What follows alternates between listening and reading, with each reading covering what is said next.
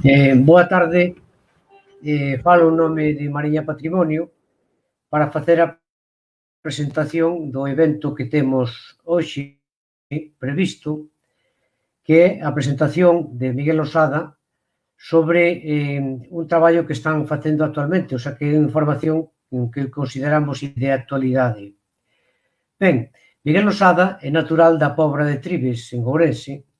Actualmente realiza traballos en ciencias sociais e outros relacionados coa xestión do patrimonio.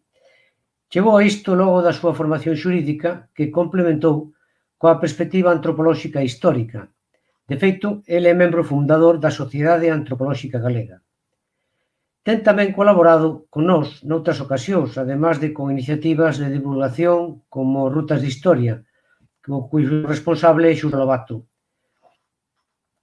Nesta ocasión, como membro do grupo de traballo da empresa Acitania, Arqueoloxía e Xestión do Patrimonio, cos que traballa habitualmente, para informar sobre os datos dispoñibles acerca dunha das intervencións arqueolóxicas máis fascinantes en curso hoxe en día, en Galicia, como esta que está en marcha, situada no concello de Amezquita, Ourense. A parte disto, pode decir, agradecemos moito a colaboración que nos brinda e ademais a disposición que ten a debatir os seus puntos de vista, porque ademais da súa intervención vamos contar con un compañeiro seu nos traballos de arqueoloxía e con responsable de Historias de Galicia que acabamos de nomear, Xurxo Lobato. O compañeiro é Israel Picón e despois de falar Miguel Losada o tempo que necesite para presentarnos o seu punto de vista e o relatorio do que está acontecendo ali, el mesmo darálle paso aos outros participantes para escoitar o que nos poden aportar para nós.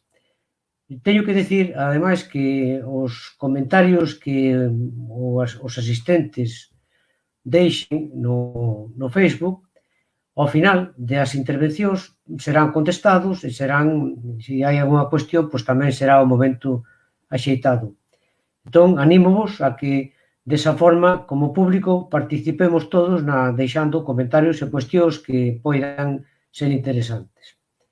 E sen máis, deixo-vos a Miguel Losada para que el mesmo nos conte o que está acontecendo. Boa tarde.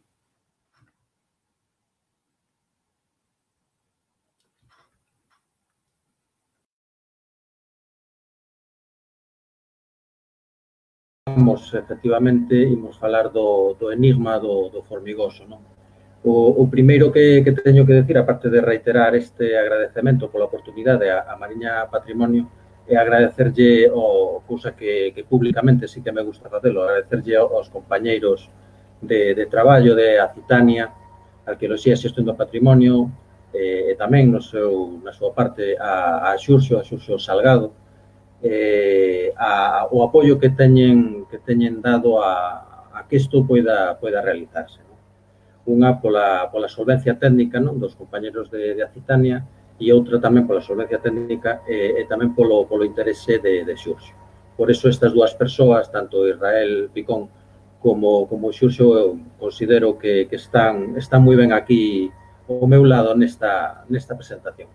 Ben, e sin máis, imos a meternos en fariña. Efectivamente, o enigma do formigoso, a fortificación no castelo pequeno de Santigoso, é o resultado esta intervención vai ser o resultado do pouco que sabemos ata o día de hoxe deste sitio. Por iso, penso que chamarlle enigma non é en absoluto exagerado, porque é un enigma en toda regla. Levamos traballando dende 2017 neste sitio, varias campañas, dúas delas teñen tido arqueoloxía, inda hoxe, a ver o que di despois Israel, pero non sabemos o que é. Iso que estades vendo na imaxen non sabemos dicir o que é. E iso é absolutamente extraordinario. Ben,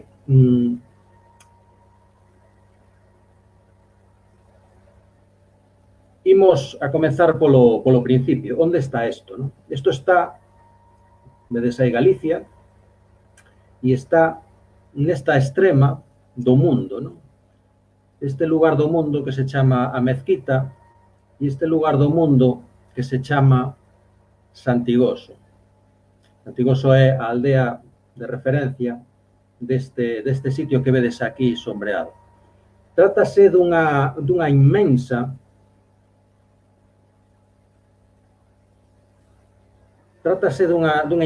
fortificación que está situada prácticamente a 1400 metros de altitude.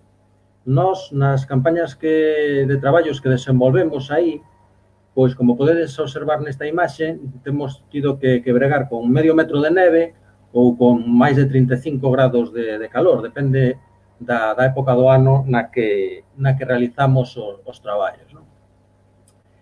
Todo eso para tratar de desentrañar que demonio é isto que vemos aí, porque máis alá do que esta imaxe en gama de grises presenta, resulta que dentro deso, do que vedes aí, prácticamente non hai nada.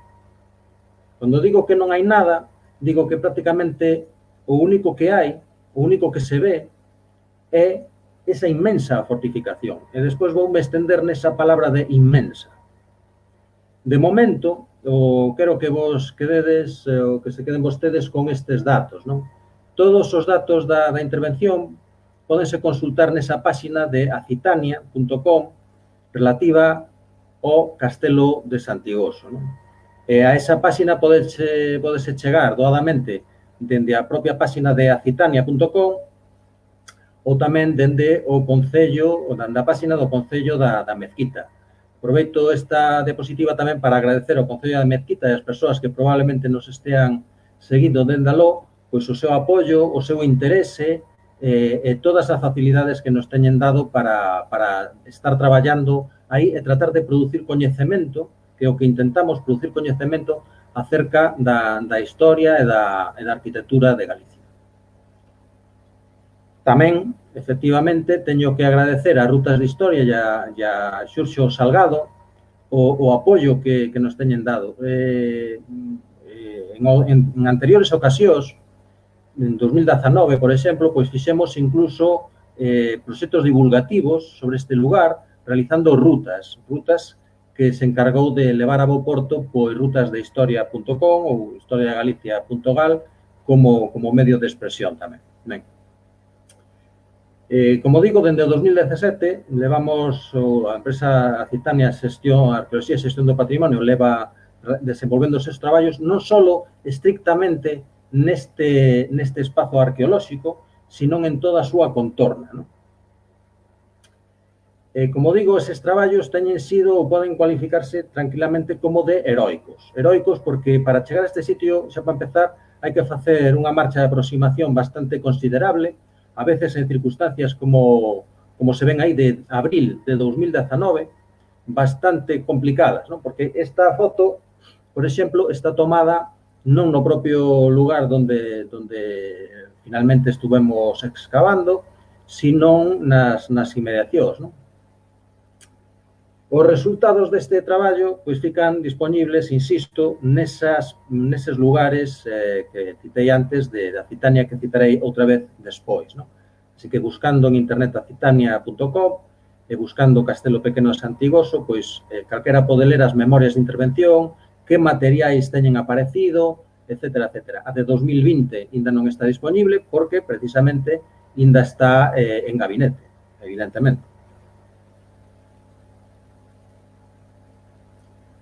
De que falamos exactamente? Bueno, trátase dunha inmensa área moi fortificada, chea de nada. Dentro dela non hai estructuras en superficie, de feito, o primeiro ano, pois, peiteamos todo un equipo de traballo bastante competente, bastante amplo e bastante disposto, peiteamos metro a metro, todo o terreo sin atopar nada en superficie.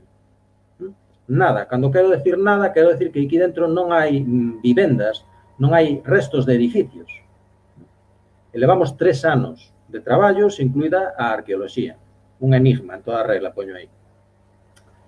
Nas intervencións, por exemplo, esta é de 2020, nunha zona na que me vou deter despois, pois tampouco aparece gran cousa. En xeral non aparece nada, non aparece cerámica, non aparecen restos prácticamente de ningunha caste, salvo rarísimas excepcións.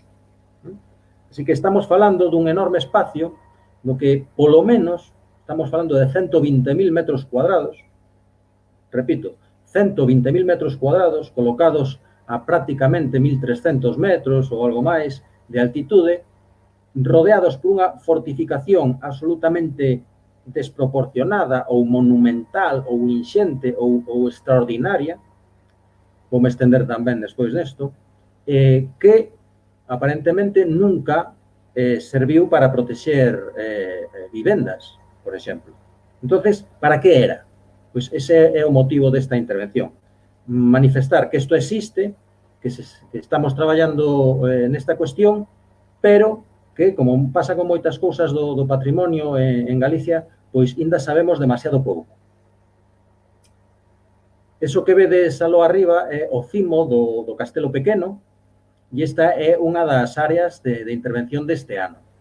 Concretamente, esta zona está situada sobre unha parte da muralla, unha parte dun tramo da muralla, sobre ela e a carón dela por dentro.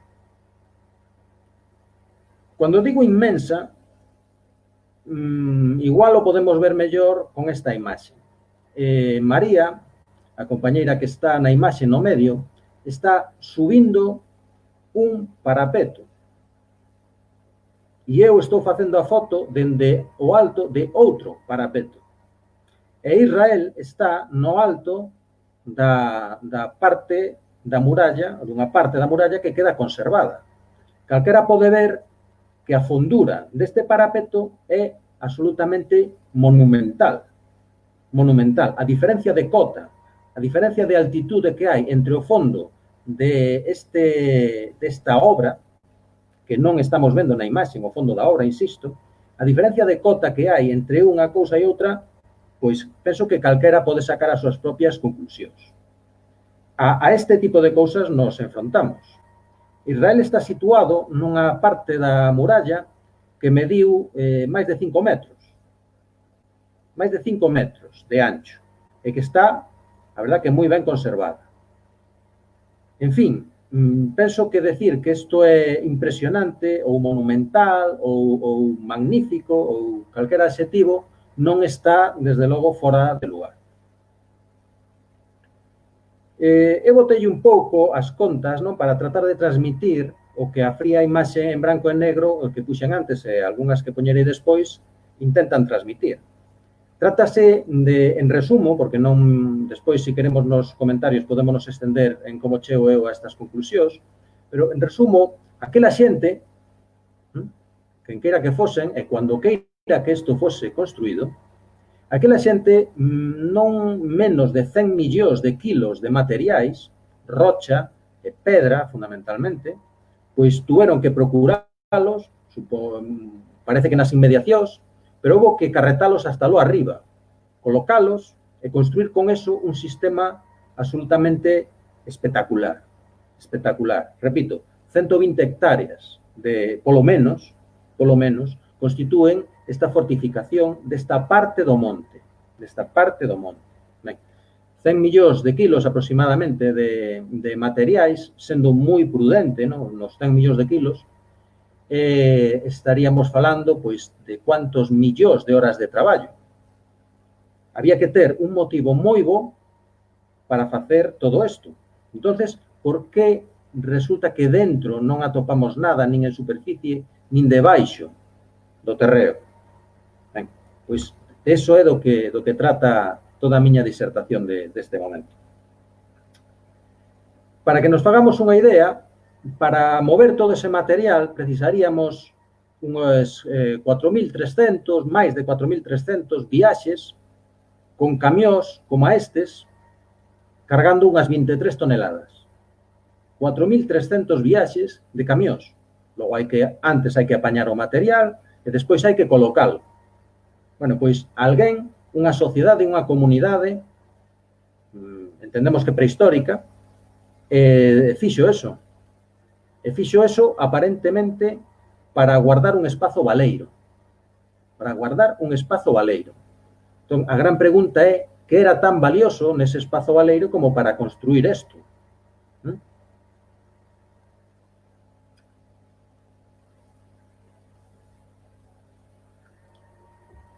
Si, ademais de considerar os 120.000 metros cuadrados, collemos un radio razonable, ¿no?, de 300 metros, teríamos unhas 25, 26, 27 hectáreas, unhas 27 hectáreas afectadas por esta construción.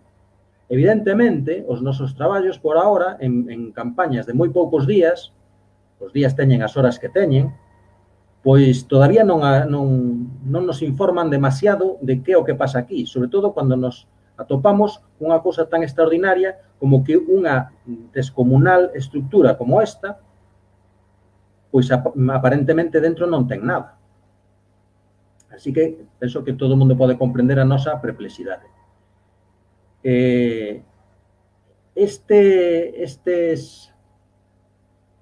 Estas sombras que vemos aquí, tan rotundas, son o lugar da imaxe anterior.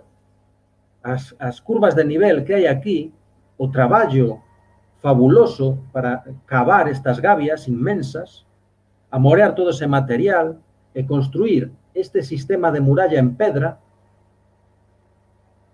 que rodea estes recintos superiores, máis este outro recinto exterior, é un traballo absolutamente prodixioso. Fixándonos na imaxe, vemos unhas ondulacións como ondas no mar, no auga. Estos son máis foxos e máis noiros. Son visibles a simple vista. Isto non é unha imaxe, isto é unha imaxe, vamos, digital, pero son visibles ali sobre o terreo perfectamente e a simple vista. Así que estamos perante de un enorme recinto que está rodeado dun sistema de foxos e noiros. Nunha zona son moi prominentes, moi pronunciados, moi grandes, moi fondos, moi anchos, e en outra, aparentemente, nestas zonas de por aquí, aparentemente son menos. E pode ser que xa en orixen tamén estas zonas de aquí fosen menos monumentais ou menos grandes ou menos intensas, os traballos. Non sabemos o porqué. Outro aspecto curioso desta imaxe é que non se aprecia moi ben, pero isto é un curuto, é un cono inmenso na paisaxe, nunha paisaxe moi despexada, cunha visibilidade extraordinaria. Lembremos que isto está a bastante altitude. Esta zona de aquí, pois, son 1.300 metros. Ben, pois, curiosamente, a fortificación non colle toda esta área, desa área vou falar despois tamén, sino que está orientada prácticamente nunha única dirección, que é o sueste. O sea que dos 4 cuadrantes posibles que ten esta circunferencia, esta xente preocupouse solo de realizar estas obras nun dos cuadrantes. Por qué? Por que non fortificaron todo o demais da mesma maneira? Por que non repartiron o traballo para fortificalo dunha maneira máis ecuánime? Pois non o sabemos. O que sí sabemos é que toda esta parte de aquí ten responde ou obedece a outra estrategia. Ten o que se chama un enorme campo de pedras fincadas, que son unhas pedras colocadas de pé, enterradas na terra, para impedir un paso fácil, pois a pé, a cabalo, como sexa. O sea que toda esta zona obedece a outro tipo de estrategia. Tampouco sabemos exactamente o porqué, pero está volcado nunha ladeira moi pronunciada, mirando cara ao sueste.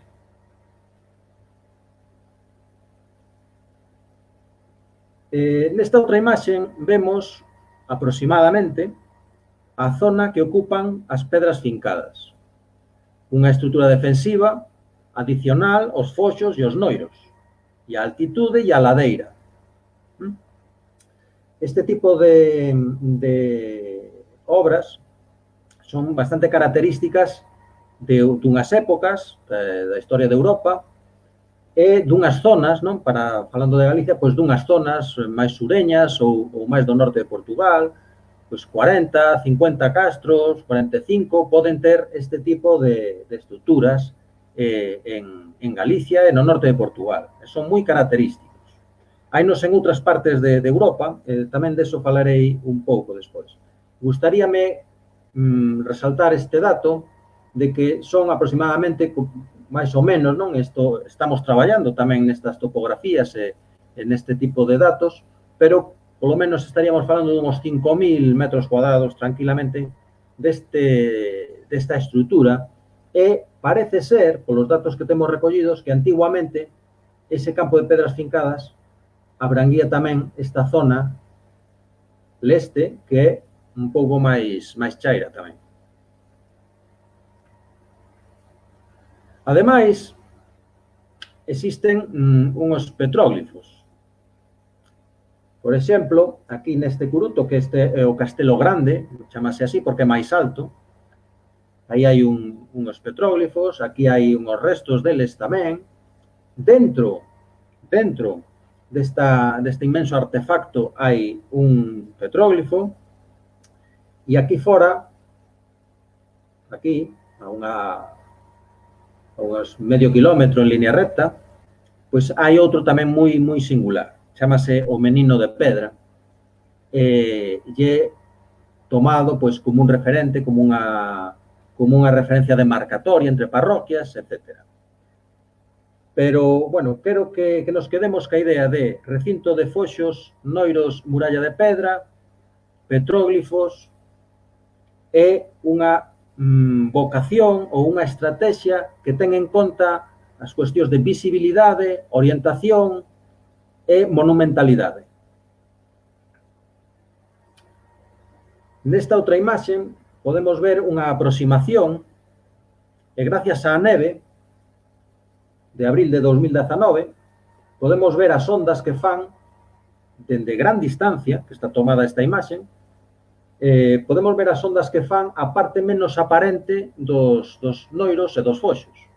Evidentemente, co paso do tempo, estes noiros están un pouco máis arruinados que en orixe, estes foxos están un pouco máis colmatados e recheos de material que en orixe, e inda así, son unha estrutura moi notable, moi notable.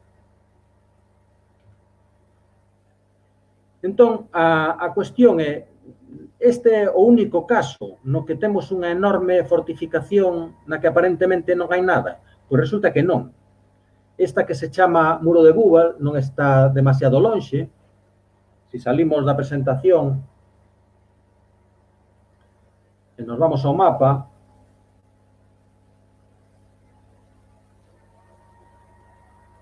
isto é o val do río Támega, por aquí está Verín aproximadamente, bueno, pois eso está aquí, nesta zona.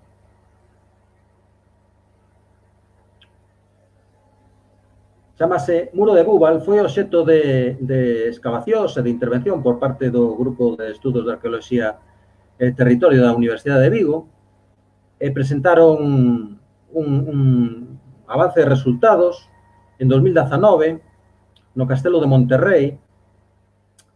Neses resultados, os que eu asistín como público tamén, pois para a miña sorpresa, resultou que dentro desta inmensa fortificación tamén, máis pequena que Muro de Búbal, o sea, que o Formigoso do Santigoso, pero moi notable tamén, dentro non hai nada. Alguén construiu unha fortificación moi prominente, con moito esforzo, para agardar nada. Non é un espazo, aparentemente non é un espazo habitado, non houve un pobo aí dentro, con casas. Entón, que é? Unha proposta moi interesante, a min pareceumo, que se presentou ali e que probablemente haxa que reformular a idea da documentación clásica de que eran eso os fórum, non? O fórum vivalorum, o fórum gigurrorum, ese tipo de datos que aparecen nas documentacións clásicas e que entendeuse sempre que podían ser pois núcleos urbanos de algunha clase e que fosen importantes. Bueno, igual o importante que eran grandes ágoras ou grandes espazos abertos que tiñan algún tipo de valor identitario, político ou de outras cuestións asimilables. Aquela presentación de 2019 pareceme moi interesante porque fixome pensar tamén no valor do espazo baleiro que podía ter en sociedades pretéritas que non coñecemos ben e, polo tanto, fixome pensar en que valor podía ter un espazo baleiro para fortificalo de semejante maneira e se había algún paralelismo máis por algunha parte. Bueno, ese é o link á Universidade de Vigo para quen queira profundizar tamén nesta cuestión.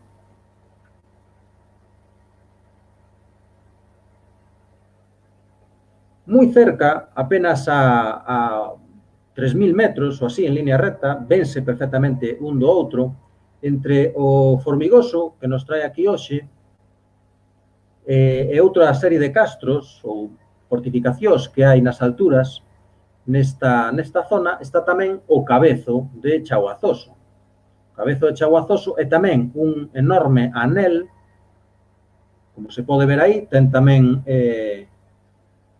foxos e noiros e unha inmensa muralla. Isto ten uns 200 metros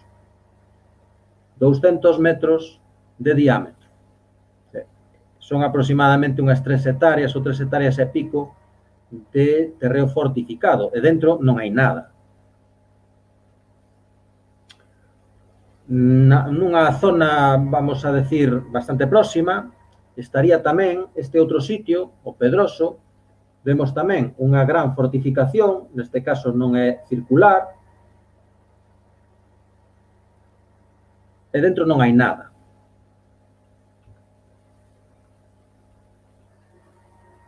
Este punto de aquí máis grande, a mezquita, este punto é o Formigoso, este sería o Cabezo, este sería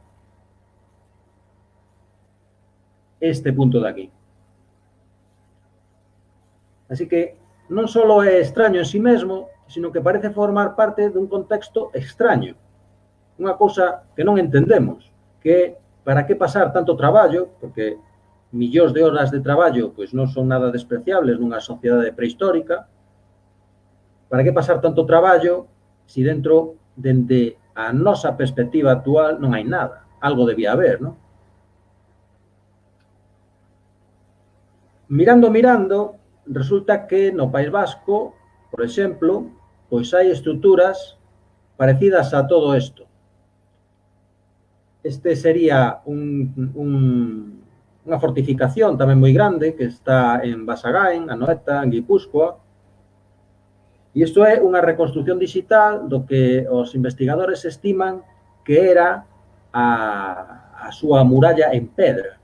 Estas murallas en pedra enténdese que debían funcionar tamén cunha muralla ou cun valo adicional en madeira, do que a veces podense atopar restos e outras veces non, porque se a parte superior destas murallas desaparece, polo motivo que sexa, resulta moi complicado a veces atopar os negativos destas estruturas.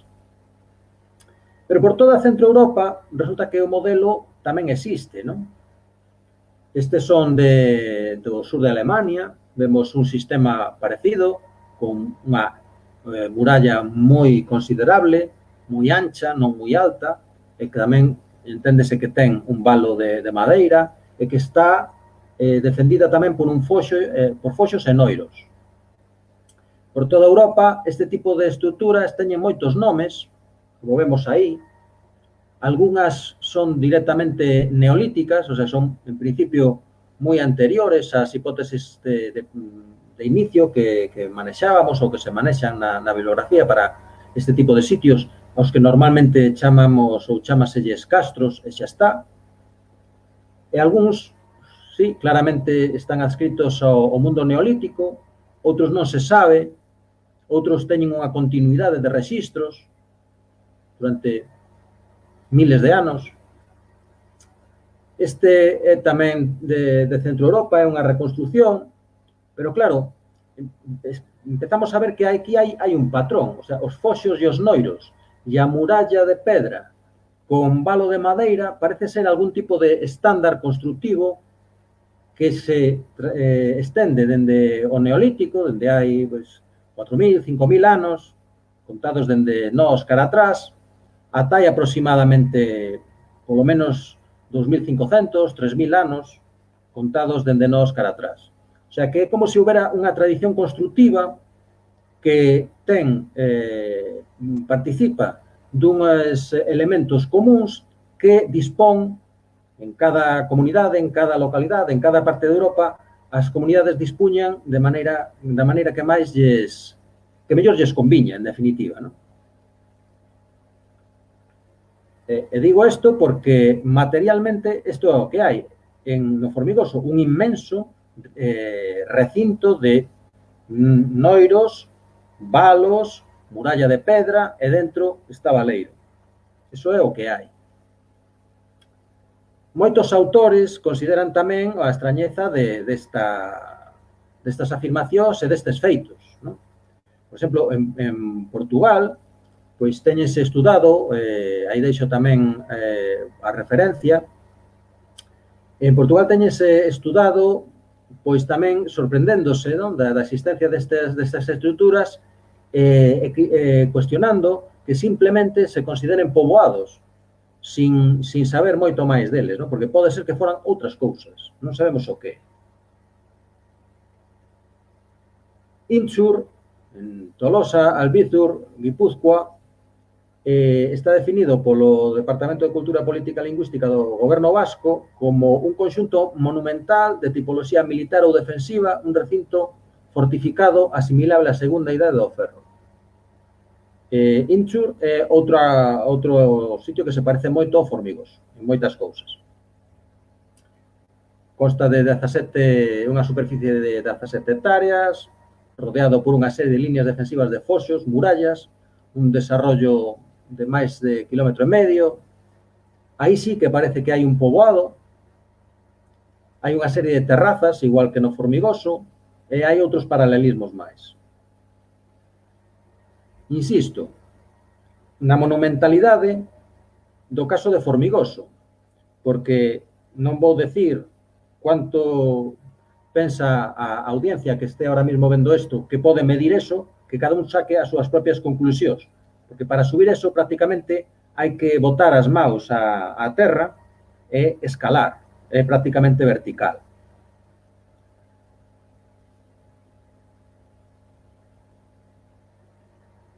Quedémonos tamén con este outro dato, axudando a pensar ou propoñendo todas estas ideas que estou propoñendo aquí, que non son unha tese, senón que son ideas, notas de viaxe, se queremos, para axudar a pensar que pode estar pasando baixo os nosos pés ou co patrimonio en Galicia.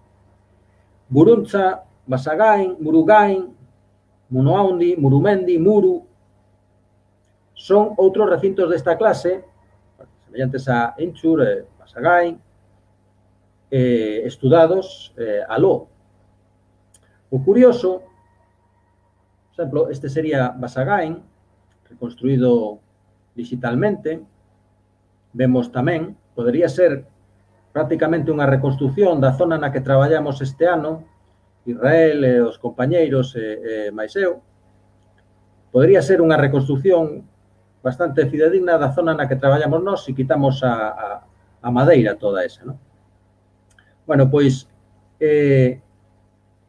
teñen unha cousa curiosa, que é que estes sitios tamén se lles chama muros, como muro de Búbal, por exemplo.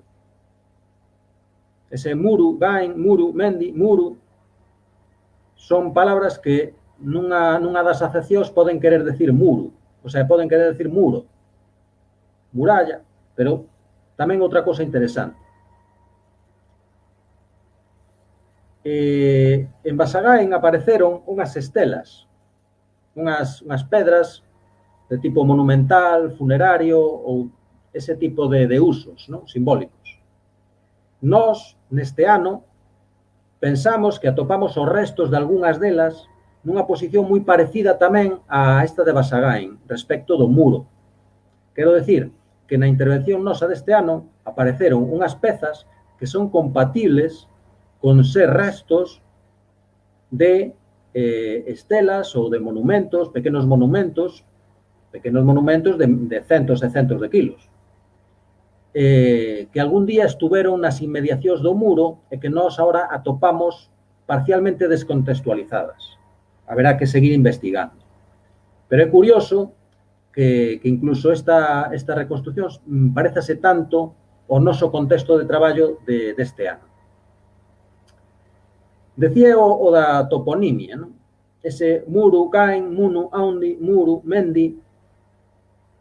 Ademais de lelos como muro, non? Que pode ser unha das opcións, resulta que o formigoso chamase o formigoso, como vemos aí nesta toponimia, formigoso de Santigoso, porque en toda a Península Ibérica as formigas cumplen unha función moi importante na tradición popular para explicar os lugares deshabitados. Por exemplo, castros. É moi común en Galicia e en outras partes explicar que aquel castro ou aquela zona ou aquel terreno está deshabitado porque veu unha infestación de formigas e a xente tuvo que mudarse a outro lugar. Iso é como un estándar cultural, como un cliché, como un produto empaquetado que tenta explicar algunha cousa que non sabemos exactamente cual é e que chegou aos nosos días codificado dentro da tradición popular. Bueno, pois resulta que unha das acepcións de muru, segundo algúns diccionarios e segundo algúns investigadores, son montículos de terra feitos polas formigas.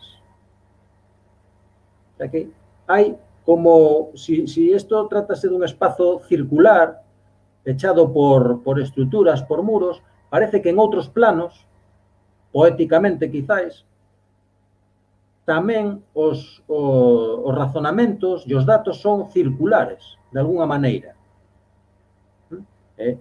Insisto en que estou aberto despois a comentarios e a preguntas e a todo tipo de cuestións. Temos que recurrir a todo tipo de elementos e de datos para tratar de dar sentido a un sitio como Formigoso. Por eso temos que poñelo en contexto. E por eso temos que botar mao nas ciencias sociais, en todo o seu repertorio, porque é a única maneira que a min se me ocurre de triangular qual é a posición no espazo e no tempo que poida ter o Formigoso. Así que temos que recurrir a todas as disciplinas posibles, habidas e por haber, para tratar de achegar un sentido a este sitio e a outros e a outros que se lle parecen, como vemos. Entón, a maneira de facelo, dende o punto de vista das ciencias sociais, sería considerar que existe un universo comparado, que moitas veces como se chama, dentro do que podemos atopar unhas unidades de análise. Cada un destes sitios, cada un destes xacementos, dende ese punto de vista, sería unha unidade de análise e todas xuntas constitúen un universo comparado. Cuando analizamos as similitudes, as diferencias, cuando as analizamos en contexto, empezamos a, valga a expresión, triangular. Ou seja, conocer posicións no espacio e no tempo que de outra maneira non podemos localizar. Precisamente porque se só nos baseamos no que atopamos, de momento non poderíamos decir nada. Outros autores tamén teñen analizado a cuestión e teñen feito propostas. Nesas propostas, eu teño manexado bastante bibliografía ao respecto porque teño pensado moito sobre este asunto, que me parece moi intrigante, pois é esta referencia que ven vostedes aí, e que resulta que tamén se parece moito o que nós temos entre maus ali no Formigoso. O sea, a existencia dunha espectacular obra de fortificación composta por muros, valos e foxos. Esta é a referencia a que me refiro. Para estes autores, estes son sistemas que evolucionarían dende unha tradición anterior cara formas máis complexas, na que van integrando progresivamente elementos. E que eses elementos dan conta, para nós, hoxe en día, de estrategias que foron evolucionando co tempo e coas mudanzas sociais. Entón, se no Neolítico temos xa sistemas de murallas, valos, noiros e foxos, isto podería ser algo de tradición neolítica, por exemplo. Podría ser unha continuidade no tempo de comunidades que, como di algún autor, negaron a historia e seguiron instaladas hasta certo punto en modos xa pretéritos para eles incluso, pero que seguían funcionando de alguma maneira. Pode ser que incluso que aquelas sociedades pois deran novo sentido a contidos anteriores, contidos arquitectónicos e contidos simbólicos anteriores. E, sí, sabemos que eso parece ser que pasou hai uns 3.000 anos, aproximadamente, nese período que se adoita chamar o bronce final, ou a parte de a transición entre os mundos neolíticos e as idades do ferro, non? Entón, isto sería unha pista para axudar a pensar se un sitio como o Formigoso e outros como os que vemos poderían estar sendo parte de... Poderían ter un pé en cada mundo, non? Poderían ser estructuras, artefactos que teñen un pé nos mundos antigos neolíticos e un pé nos mundos posteriores do ferro e do bronce que deron nacemento a sociedades tal cual as conocemos nós hoxe en día. Ampliando o noso universo comparado, tal cual o definín antes, temos cousas fascinantes. Por exemplo, na illa de Irlanda temos Dún Engus, un monumento coñecidísimo en toda Europa, que eminentemente é un monumental valo de pedra rodeado de outros valos e que ten un campo de pedras fincadas, que son esa zona de pedriñas grises que vemos aquí. Todo isto son pedras fincadas. E isto son unhas murallas espectaculares e dentro non hai nada. Estímase que este sitio, sobre que leva habido décadas e décadas de investigación, pénsase que puido ter unha orixe na Idade do Bronce e continuidade moito despois. Pero eminentemente é un espazo técnicamente baleiro. Dentro non hai unha poboación. Por lo menos non se ven restos dela. Nesta outra imaxe vemos mellor o monumental campo de pedras fincadas que rodea toda esta estrutura, todo este artefacto, toda esta arquitectura monumental. E dentro prácticamente non hai nada. A propia UNESCO tense feito cargo destas cuestións para outras partes de Europa, que nós estamos moi descoñecidos no mundo, tamén dentro de Europa, non? Galicia en si mesma é un sitio, penso, que por descubrir todavía. O seu centro do patrimonio mundial recolle unha categoría que se chama Fortes Occidentais en Pedra, relaciona estas estruturas cunhas sociedades que a UNESCO chama de pastoralismo tribal, que serían comuns ao occidente europeo, ou seja, que en certo sentido, pois as máis altas instancias culturais do continente do mundo, pois entenden que sí, que no occidente de Europa sí que houbo algunha clase de contexto común para algunhas cousas, non? Incluídas estas grandes estruturas fortificadas. Non? Se ora poñemos en contexto na Península Ibérica a este sitio, Formigoso, na Mezquita, Ourense, vemos que está aí, no punto vermello, e que está dentro do contexto dos lugares que teñen pedras fincadas e estruturas máis ou menos como as que estou describindo. Os autores asocian este tipo de sitios. Bueno, neste mapa son eu o que pon ese punto vermello aí. O punto vermello non está posto no mapa, porque non era coñecido. Igual é un bo momento para lembrar aquí a Nieves Amado, a arqueóloga que non hai moito tempo, unha década aproximadamente, foi a primeira, probablemente, en darse de conta de que isto era algo extraordinario e que había que investigar. Así que quede dito, non? Que este punto vermello de aquí pois vai un pouco en homenaxe a Nieves Amado.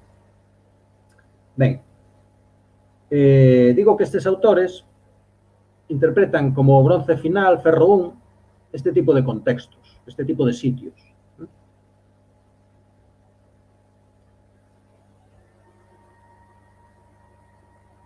Un lugar que é moi monumental, moi inmenso, que se ve na paisaxe dunha maneira espectacular, pero solo en algunhas direccións. Unha paisaxe, o sea, un espazo que é como se fose o atrezo de algunha obra de teatro abandonada. É casi, pois como poño aí, casi como teatral, non? Vertido ao noso linguaxe de hoxendía, poderíamos decir que é algo como propagandístico, non? Construído para que se vexa, pero solo como lle interesa a que no construíu, non de calquera maneira. Non construíron, recordo, ou fago lembrar, non fortificaron todo o curuto, solo unha parte relativamente pequena e relativamente concreta. E fixeron dunha maneira espectacular. Non para protexer unhas vivendas que non hai. Para que?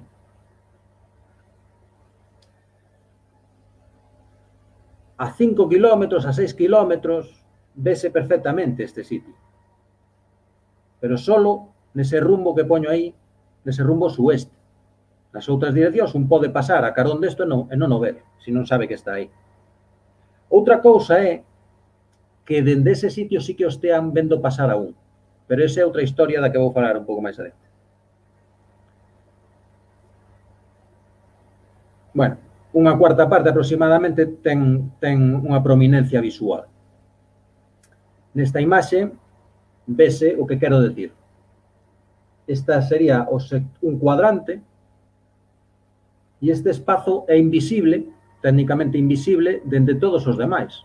Por que isto todo non rodea a este curuto?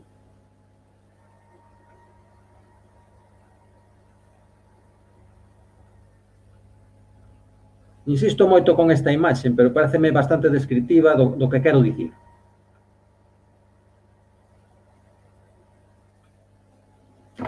Entón, dende ese punto de vista, isto o que se parece é a un valado publicitario dos de hoxendía. Está orientado cara a unha vía de acceso, está orientado dunha maneira que lle incide a luz natural da mañá, do amancer, pero non a do atardecer. É moi prominente na paisaxe porque ten un tamaño e unha altura espectacular sobre o terreo que o rodea,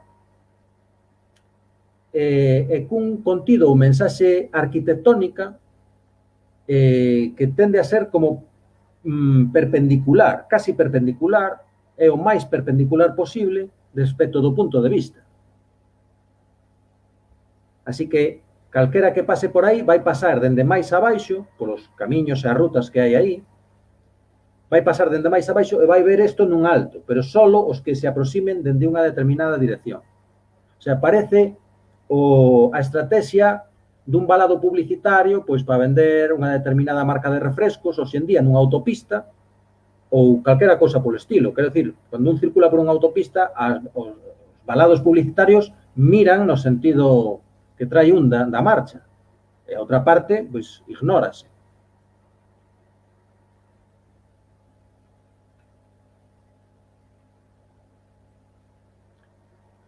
Entonces, se o entendemos como unha especie de gran valla publicitaria, vamos a poñer que con orixe na Idade do Bronce, cando as sociedades fixéronse bastante diferentes, non reformularon moitos contidos do mundo neolítico para facerse para pasar dos paisaxes aos territorios, para pasar de unha maneira de estar concebida o mundo a outra máis ben diferente, fixerono en moi poucas xeracións. Se o entendemos, digo, como unha valla publicitaria, é que quere vender algunha mensaxe. Eso sería coherente co feito de que, probablemente, e como decía McLuhan, o sociólogo McLuhan, o medio é a mensaxe neste caso.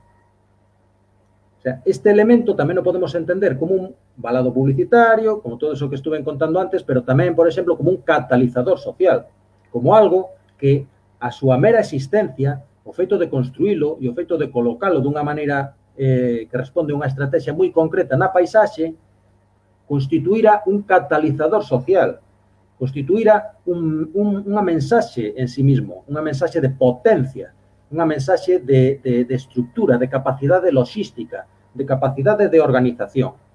Imaginemos o Arco do Triunfo, por exemplo, no medio de París, pois o Arco do Triunfo non sirve para soster unhas farolas ou unhas luz, non, ten outro sentido, ten un sentido propagandístico e publicitario. Pois ese tipo de arquitectura, o Arco do Triunfo é unha arquitectura, participa en algunhas cousas do Formigoso se o entendemos como un gran valado publicitario da prehistoria. É unha hipótese. Claro, cando vemos así, esta imaxen coloreada por nós, por Acitania, Arqueoloxía e Xestión do Patrimonio, e temos en mente a idea de valado publicitario.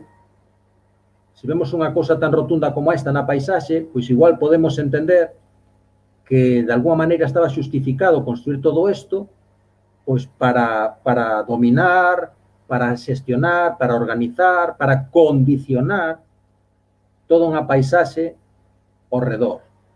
Que paisaxe? Vou a salir un momento da presentación.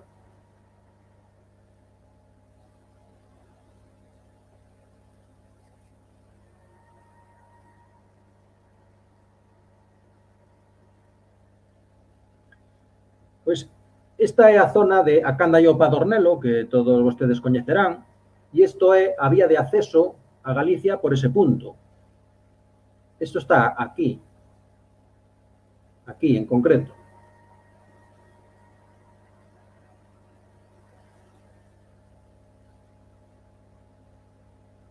Así que a moi pouca distancia está un gran recurso como é este paso, polo que ainda hoxe en día aquí vemos as trazas da autovía A52, da línea de ferrocarril, das anteriores estradas que por aí pasaron, etcétera, etcétera. Estos son montañas, esta parte de aquí son montañas moi altas, 2000 metros, esta parte de aquí son montañas bastante altas, bastante inhóspitas, non hai vías de paso claras, pero por aquí sí que hai vías de paso claras, de feito, ainda se usan hoxe.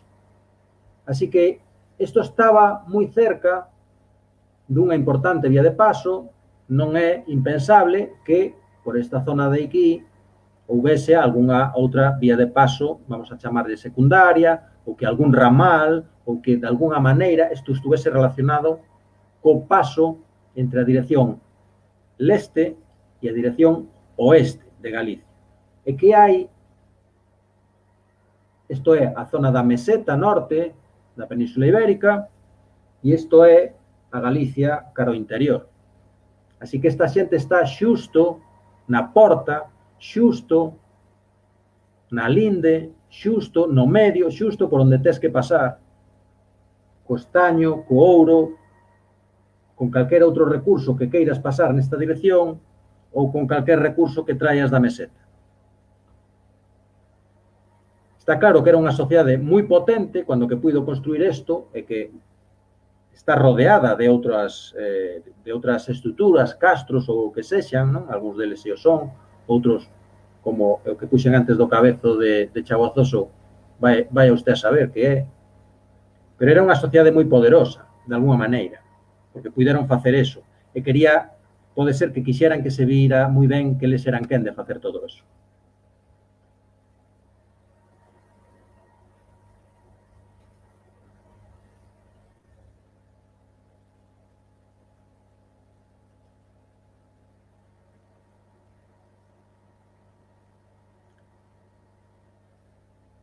bueno, comunícame que o meu colega Israel ten que marchar, entón, gustaríame darlle paso por si ten algunha cousa que dicir a maiores ou a menores do que acabo de dicir. Así que, por favor, Israel. Bueno, hola a todo el mundo. ¿Qué voy a decir después de la charla que está dando Miguel? Nada, para mí es solo darle las gracias a Mariña Patrimonio por convidarme. Xa xestionei aí para botar uns 15 minutos máis, entonces se queres, Miguel, acabar coa charla, pois porque xa vin que ainda che quedaban unhas cuantas diapositivas, casi será mellor que remates ti e logo entro eu, que? Vale, pois... Pero non te me estendes moito. Non te me estendes moito. Estou vou rematar xa, non abruptamente, pero casi. Vale. Así que vou volver a miña presentación. Vale.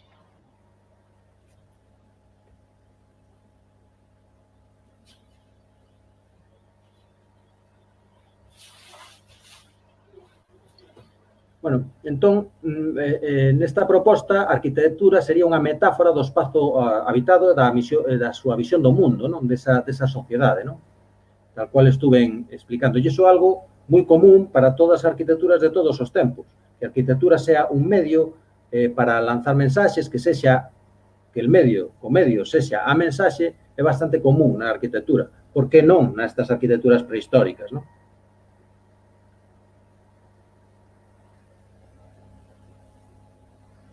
Efectivamente, pois moitos autores, como eses que poño aí, pois entenden que hai 3.000 anos produciuse un gran cambio social, non? Neste noroeste da Península Ibérica, unha modificación cultural que fixo probablemente reciclar materiais simbólicos do pasado para darlles un novo sentido. Pode que este sitio do Formigoso estea dando conta precisamente dese tránsito entre un mundo e outro, porque igual moitos castros monumentais que hoxe entendemos que son castros e que son monumentais e que son espazos habitados, igual empezaron sendo monumentais, pero non habitados. E que, grazas ao éxito da súa monumentalidade e do seu discurso simbólico, despois foron habitados. É tamén unha proposta. Igual estamos atopando en sitios como estes un elemento de transición de que había antes dos castros.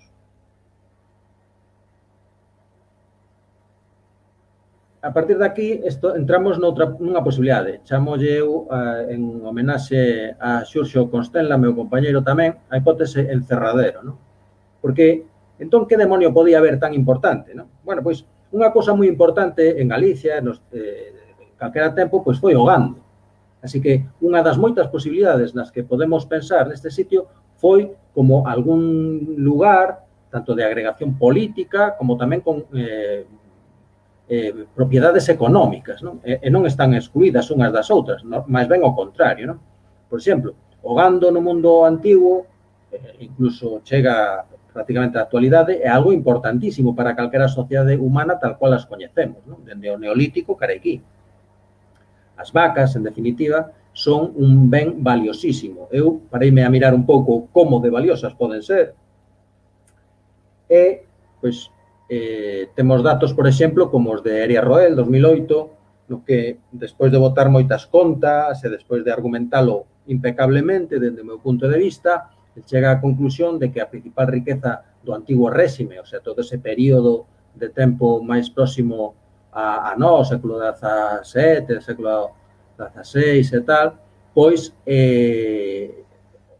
a riqueza máis grande que había en Galicia eran as súas feiras e o seu gando, non?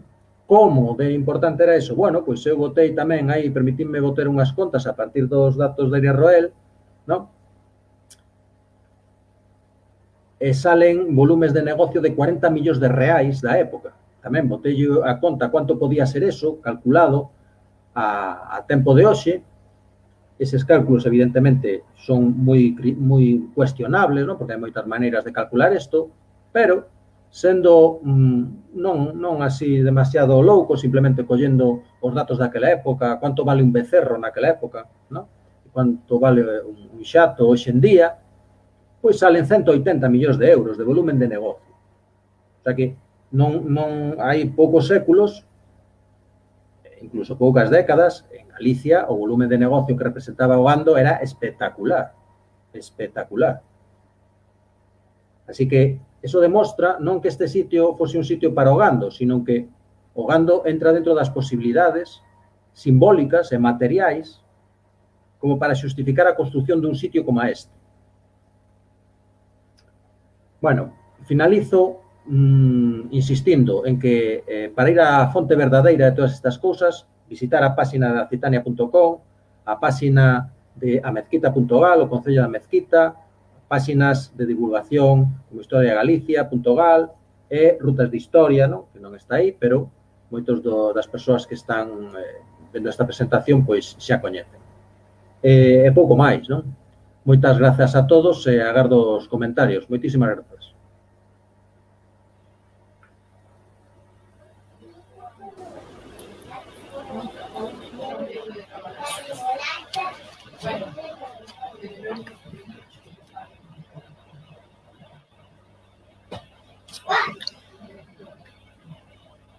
Hola.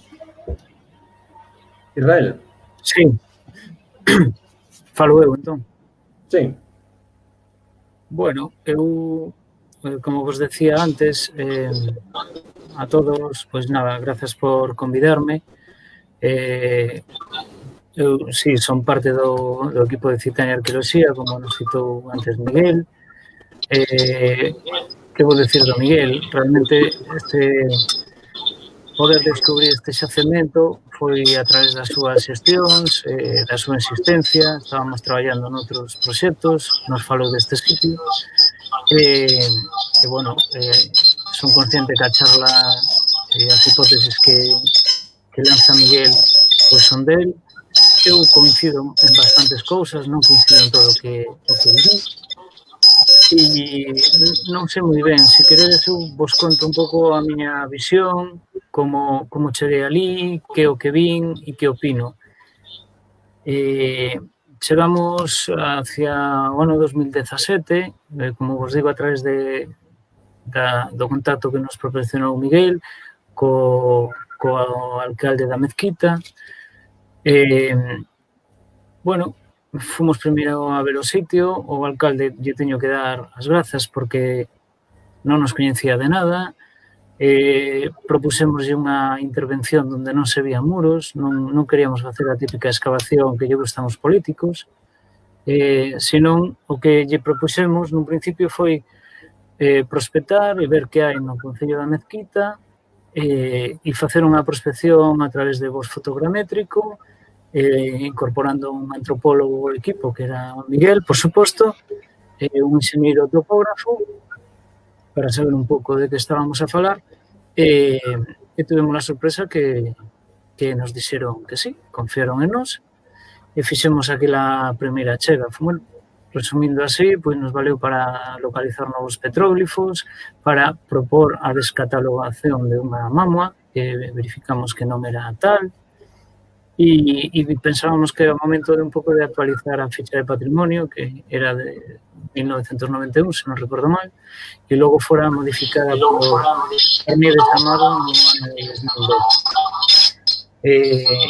Aquela, bueno, un pouco aquel traballo primeiro que vos digo, pois empezamos a obter algo de información de a que nos enfrontábamos. Vimos que estábamos ante un xacemento que andaba entre as 12 e as 14 hectáreas, que contaba con 3 ou 4 murallas circulares, que a súa vez xeraban varios recintos interiores.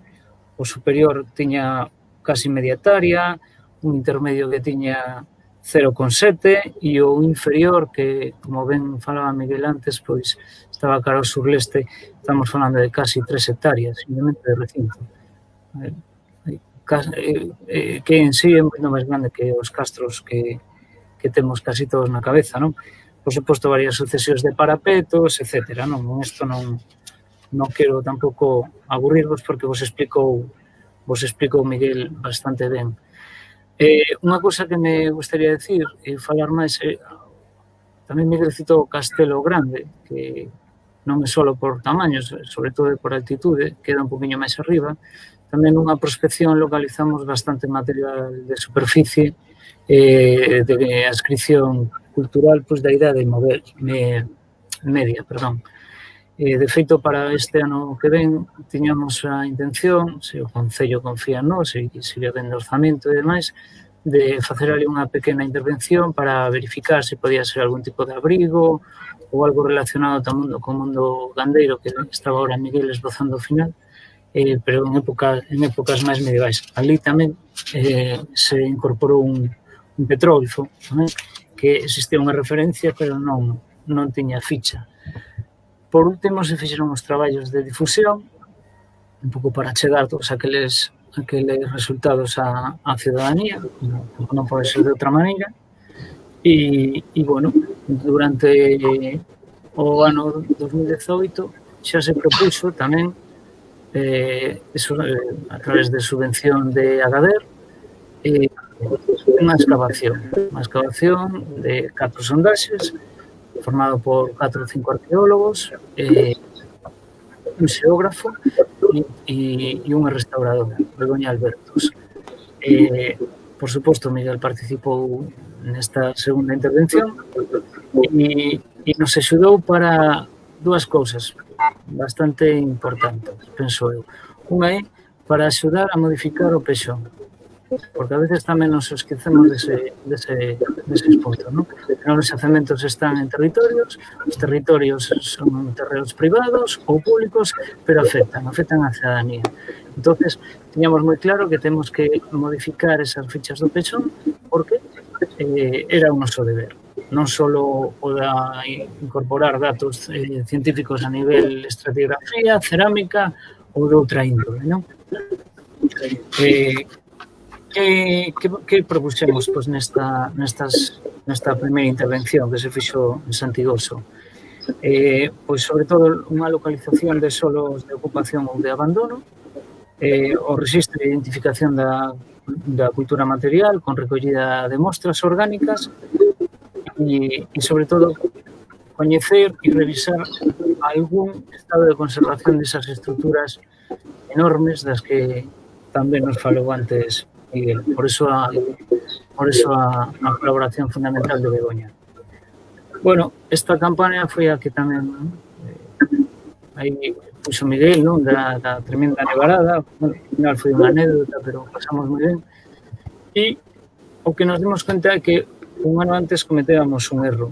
Unha vez que empezamos a excavar, habíamos identificado unha muralla e non era tal muralla. Resultou ser un parapeto térreo que foi excavado parcialmente, non? Hasta chegar a un horizonte C edáfico. O sea, que dos erros tamén nos axudou porque volvimos a modificar a proposta que xa Nieves Amado no 2010, no 2017 e no 2018 volvimos a reformular. No 2020 volvimos a darnos conta de outro erro. É que aquilo tan grande, estamos todos os días aprendendo. Todos os días. Vamos a ver. É que casi o explicou todo Miguel. Eu non vos quero moito aburrir. Este ano volvemos a ter outra intervención, tamén de outros 15 días. Novamente volveu o Concello a apostar por nós. Estas cousas non dan votos, a mí me sorprende un concello tan pequeno, porque é un gran esforzo económico para eles, eso o sabemos. Volvimos a entender que era necesario un equipo multidisciplinar. Estaban arqueólogos, claro, incorporamos outra restauradora, Andrea Ricorrey, e unha antracóloga, María Martín Seijo, non? Estamos a punto de entregar a memoria, nos faltan sobre todo as datacións de radiocarbono.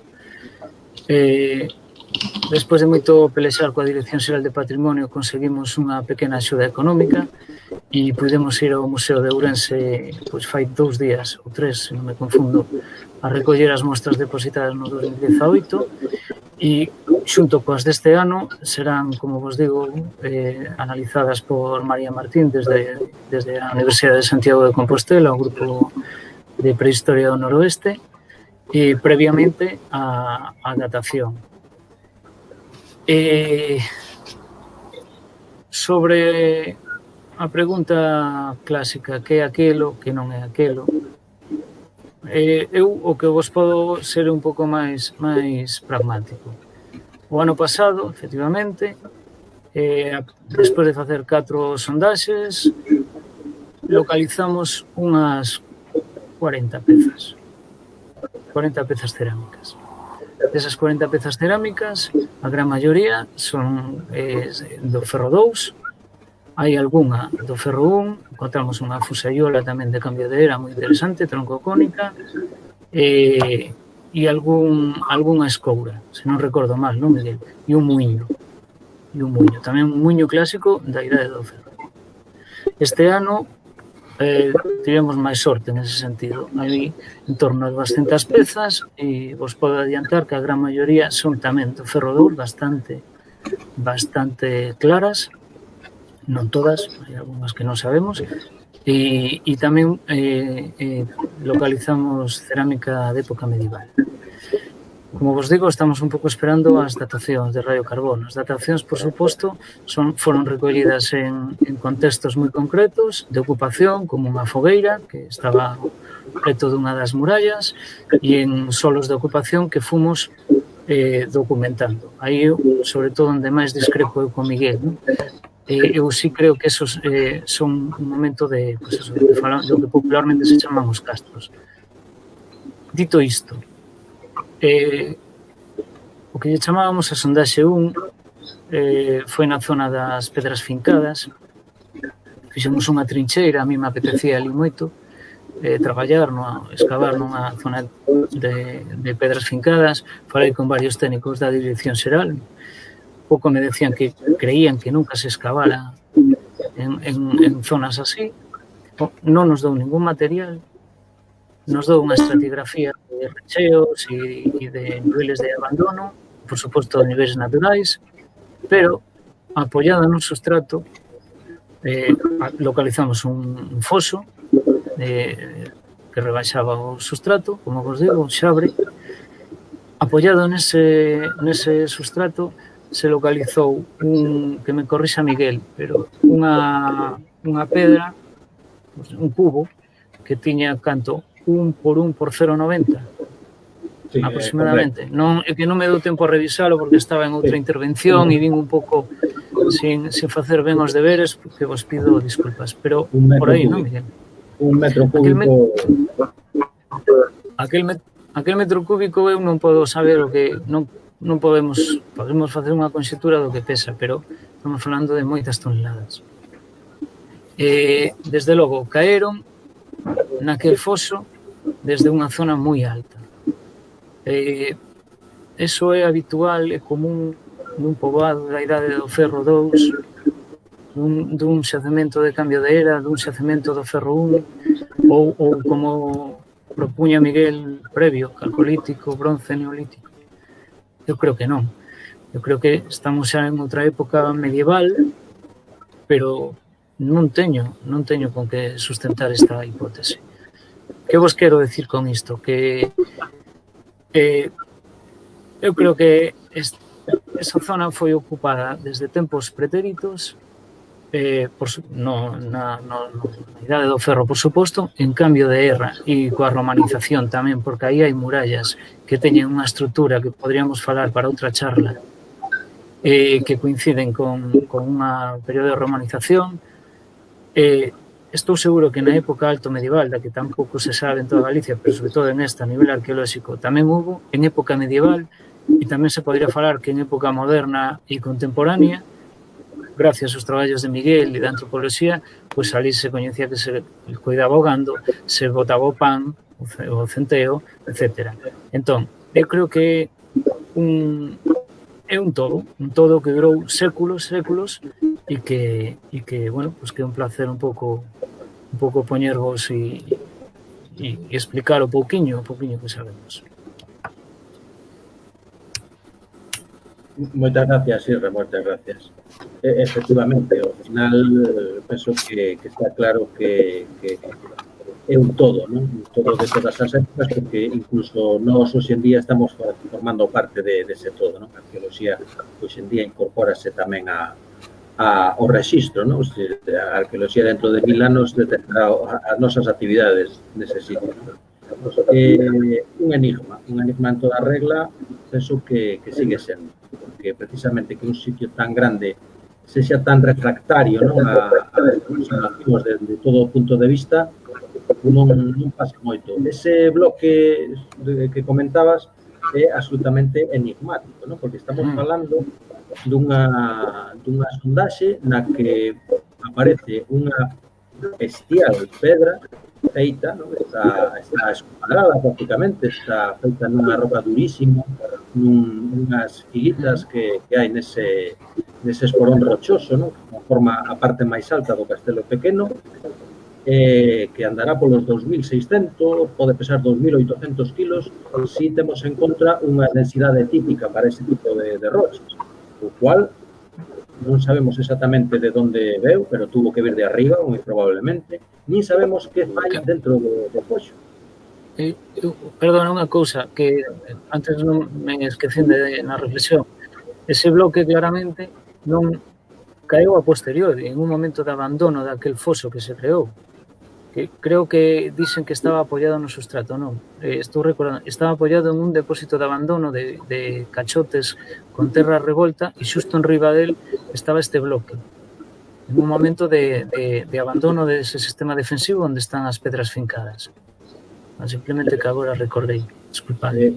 Efectivamente, e estaba dentro desa sondaxe, non había nada máis, creo que non había unha cerámica, non había nada.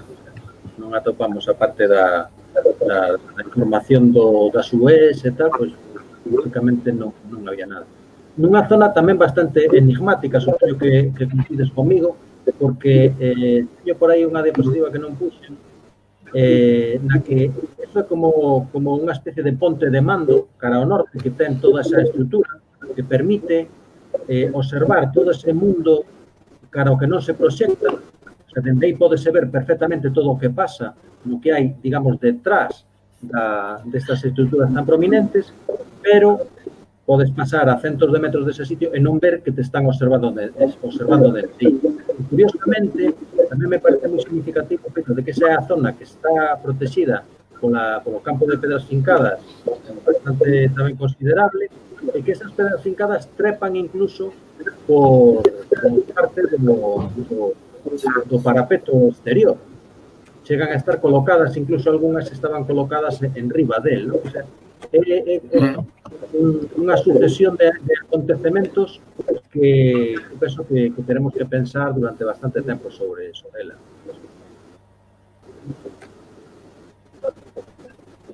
Non sei, logo hai... Sí, perdona, Ira.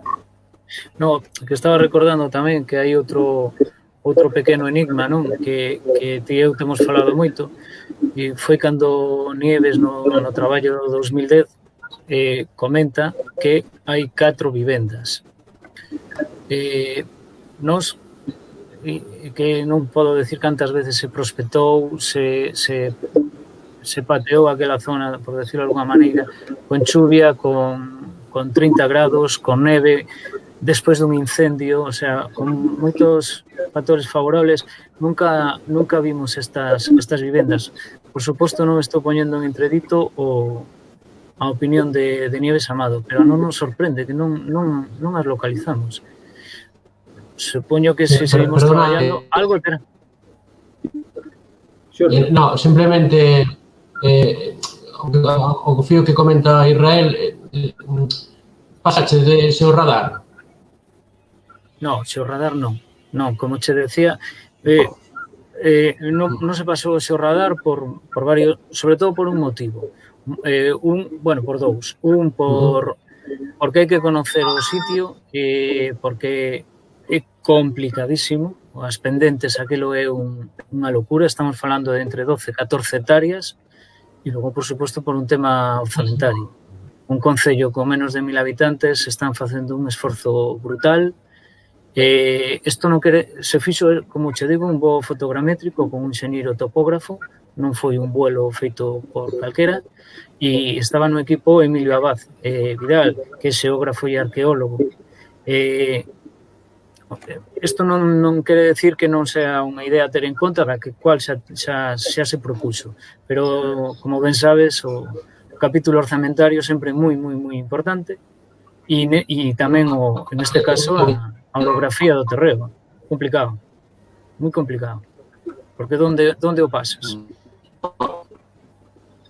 Claro, eu que estou aquí aproveito tamén para darlle a que o traballo que fixeste é espectacular, efectivamente, como dice Israel, a xente que visite esta fortaleza é absolutamente seguro.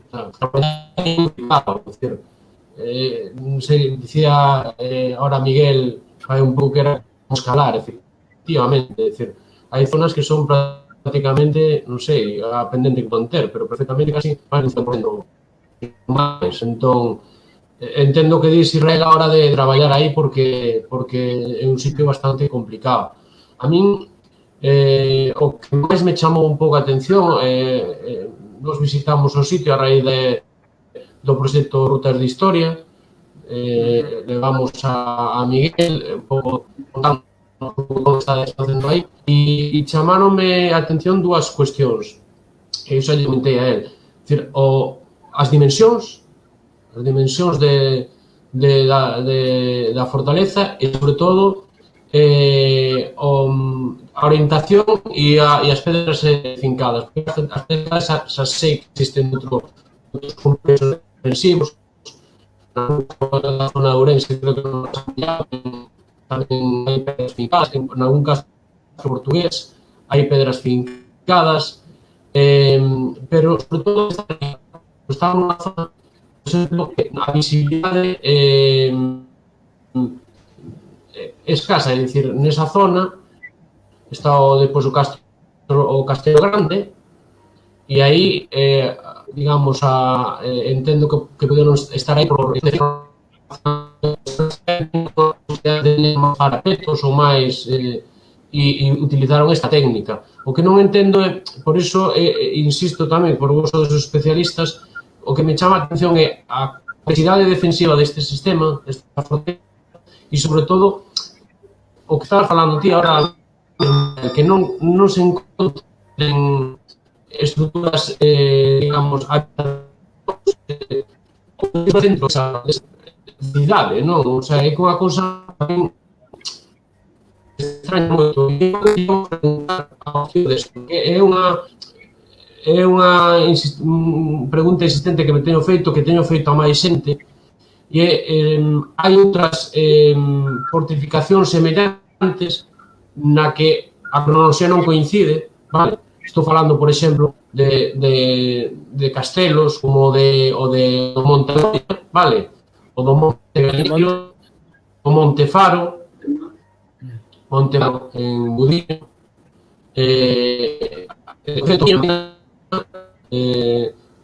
calificada como fortaleza medieval, o Monte, o sea, a Monte Pinto, vale? E recentemente incluso fixo unha intervención fai uns anos en Torre dos Mouros. En todas hai un tema que a min sempre me chamou a atención, que é enormes estruturas defensivas, vale? E non se topa prácticamente nada, ninguna edificación nesa zona. Entón, eu, claro, o que me chama a atención desta fortaleza en concreto é que, digamos, os materiais que vos atopades están máis no cambio de era, non? Principalmente, non? Neste caso, os materiais que se atoparon é máis medieval, o cual, pero sin embargo, a fasquía de todas estas fortalezas é a mesma, son, é dicir, no Loia estamos falando, creo que 13 anos, creo que o máis grande, incluso máis grande que as murallas de entón, e, sin embargo, non se atopan estruturas internas. É algo que eu non acabo de entender, e que durante ese roteiro hubo xente que tamén expuxo estas dúbidas.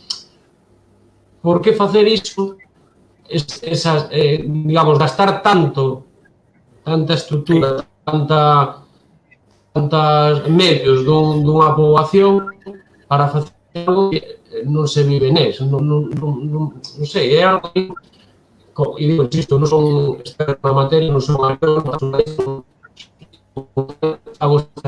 sei que me podedes vos comentar, incluso a xente que pode estar vendo que tamén pode ter estas dúbidas, non? Bueno, eu casi mellor que fale Miguel, pero non che sabemos responder. Eu só che podo comentar unha cousa, que desde logo ten unha longuísima ocupación este xacemento, xa sin entrar nos materiais ou nas datacións que vamos a ter ou nos estudios de María, non? Simplemente falando das estruturas, por eso eu sempre creo que o traballo con varias disciplinas é fundamental, documentamos que a construción, a factura e os tamaños das murallas son diferentes da excavada o ano pasado respecto ao deste ano. Desde logo, son bastante considerables. Co cual se tuvo que producir, por que? Non o sabemos. Cando? Tampouco, pero seguramente non foi coetáneo. A pregunta é que eu te escoito moi mal, non sei se Miguel te escoita ben, pero te escoito moi enlatado, pero entendín que preguntabas por que opinamos de por que non se localizan cabanas nos lugares habitacionais, non? É o que querías preguntar. Claro, porque, sí, supostamente, cando tú fortificas un sitio como este, habitualmente tú pensas na cultura eses castros fortificados e con un montón de casas de habitación no seu interior, vale? Sin embargo, ves, e logo ves grandes incluso castros, e sempre os temos bastantes, por exemplo, un exemplo importante, ou incluso, é dicir, auténticas cidades. Pero, claro, eu estou falando deste tipo de fortalezas que son pues, incluso varios muros defensivos, varios foxos, varias estruturas, pedras fincadas, e, sin embargo, dentro non atopamos nada, non? E, claro, a miña pregunta é dicir, por que gasta tantos recursos para facer... Tiña que ter algún valor simbólico que o mellor se nos está escapando, non? Non sei, é dicir, eu... Seguro. Pero como é que tú estás... A ver, está claro, Xurxo, escoitase así mal porque debese ou estar acoplando o micrófono e os altavoces ou algo, pero non se che escoita con claridade. Desculpade. Digo que efectivamente esa é a gran cuestión, non? Está claro, ou penso que estaremos todos de acordo en que unha sociedade que é capaz de facer eso debía ter un moi bom motivo para facelo. Ese motivo podía ser material, podía ser simbólico, podía ser unha mistura dos dous, ou podía ser que simplemente ainda non déramos coa clave do asunto. Ahora, o que sí che podemos decir, e aí vamos a estar de acordo Irra e máis eu, en que, sobre todo, por exemplo, o primeiro ano, que xa o que nos faltou foi poñernos a cuatro patas a todo o equipo de traballo, e peiteamos ese sitio, pero metro a metro. O sea, era o que facíamos, metro a metro. Xa para empezar, daquela volta, en superficie, penso, Irra, que atopamos cero. En superficie atopamos cero. Eso é unha cousa bastante pouco frecuente. Ese é un sitio absolutamente inmenso, porque 120.000 metros cuadrados nunha ladeira bastante pronunciada, como dixo Irra, cuidado con eso, Bueno, pois aí, en superficie, non quedan os alicerces de nada. Nas excavacións que estamos realizando, claro, hai que pensar que levamos non sei cuántos metros levaremos, Isra, en todas estas campañas, pero é insignificante, é como cuspirlle ao mar. O sea, todos os metros que nós levamos feitos é como coller e cuspir no mar, é insignificante. É tan grande que as nosas sondaxes aí pode ser que pinchen en oso ou pode que non. Pero, claro, un sitio así de grande, a estas alturas, deberíamos ter tropezado con alguna estrutura digna de tal nome, non? E que estuvera máis ou menos visible, tal. Non sei quantos castros hai en Galicia que teñan estruturas e que todas as estruturas estén a gran profundidade.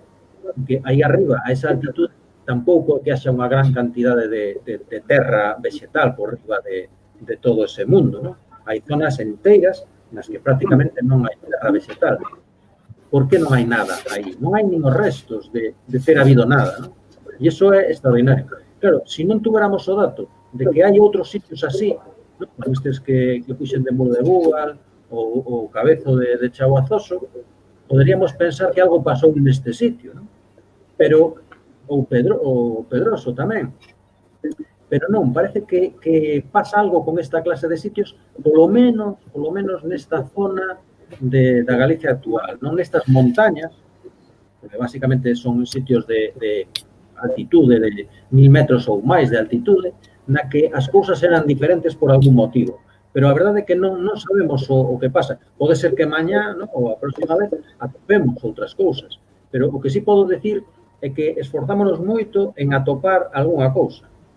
Por tierra, mar e aire, como podemos decir. E non vimos nada.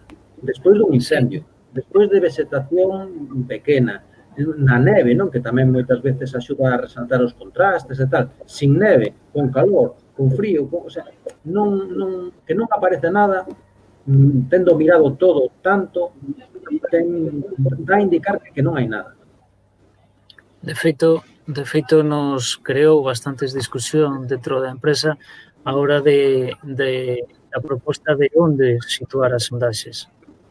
En principio intentábamos planealas en sitios que presuntamente eran habitacionais, onde podrían haber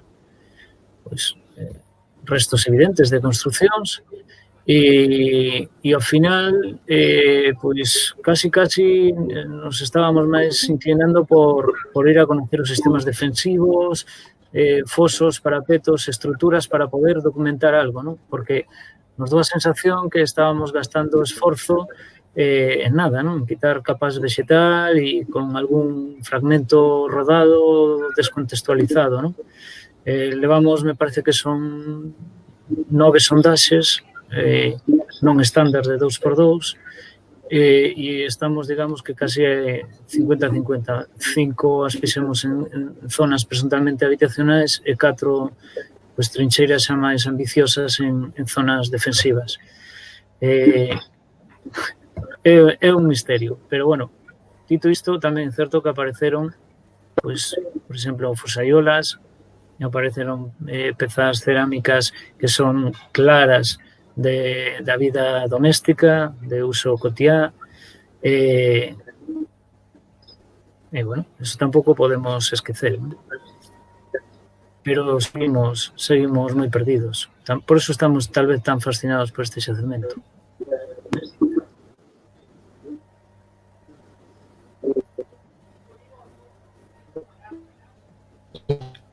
Bueno, este comentario non sei se o estamos vendo todos ou todas as persoas que están vendo esta emisión, supoño que sí.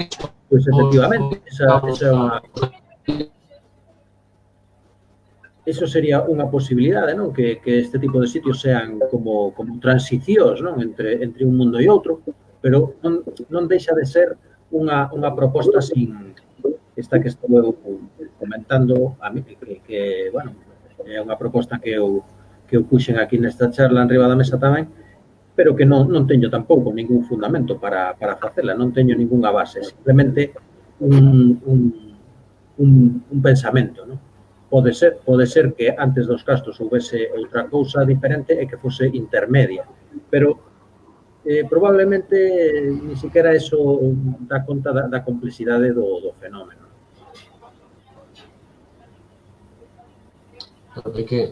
É que tú mismo decías, Miguel, antes, no sentido de que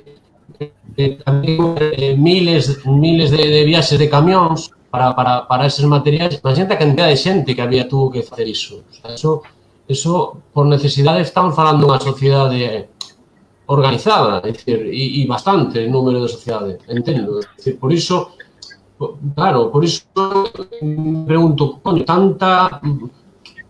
que funcionalidade, é dicir, como a vos, obviamente, o sea, un pouco a curiosidade de como es tanto,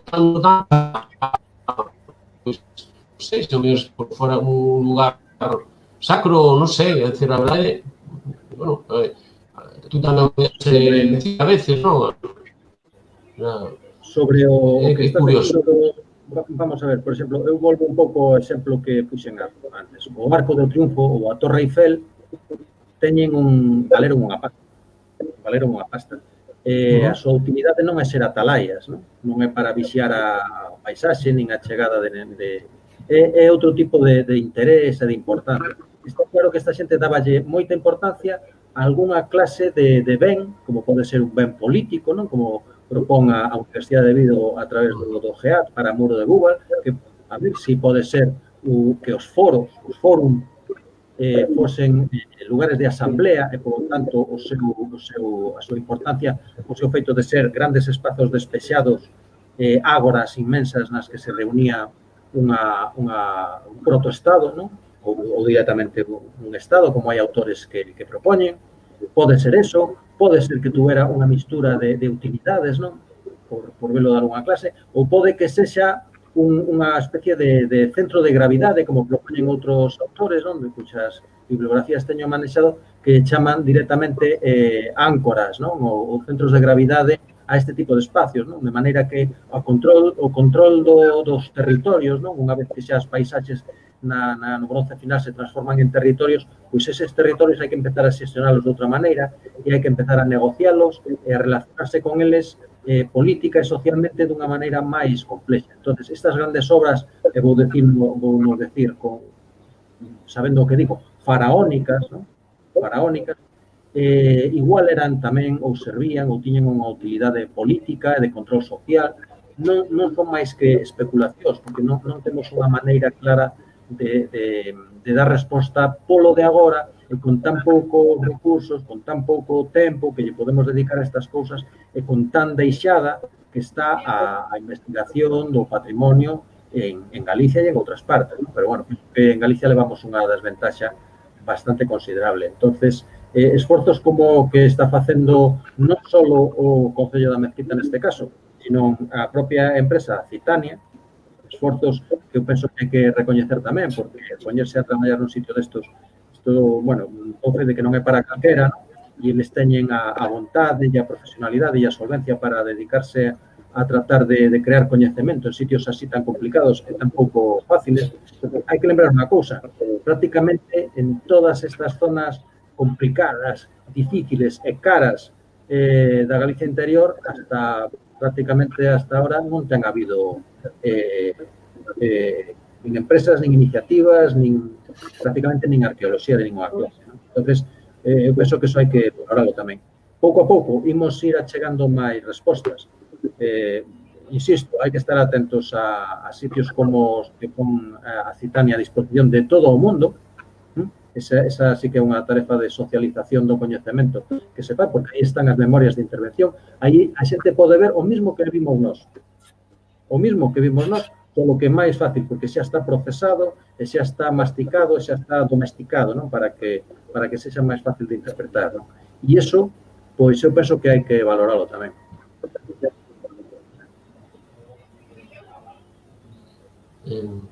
Bueno, aquí hai un comentario sobre os Henge e tal, este tipo de sitios. Bueno, eu sigo vendo unha continuidade, porque non entendo eses foxos, parapetos e ese tipo de arquitectura, esa tipoloxía arquitectónica é moi neolítica.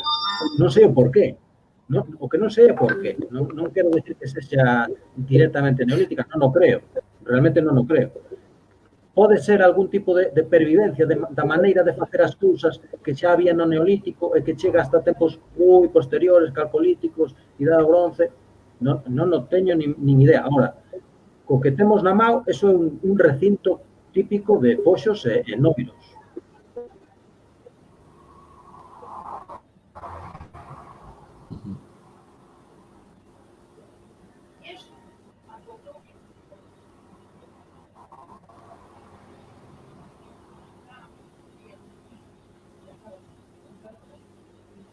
Bueno, este comentario é tamén moi interesante porque amplía o feito de que hai moitos máis lugares enigmáticos e impresionantes por aí fora. Así que debe ser que en geral, fai falta moita máis investigación e moita máis arqueoloxía. Hombre.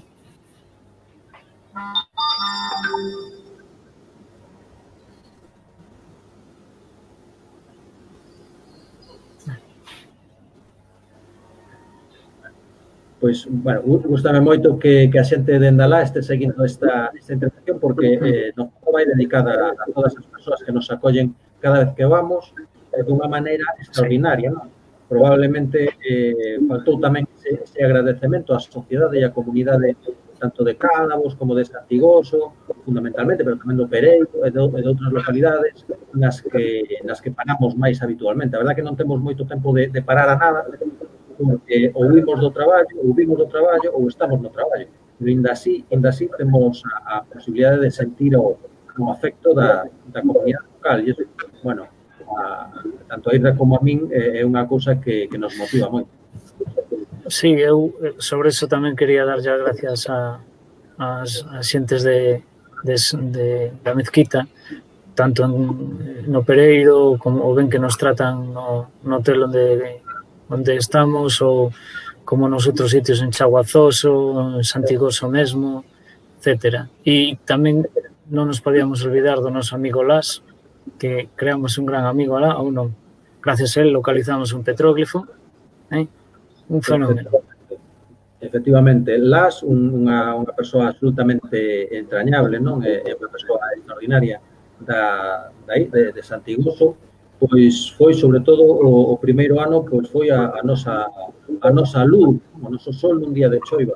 Porque sin ser por él, pois hubiéramos avanzado moitísimo menos, non? El acompañou... Moitísimo menos.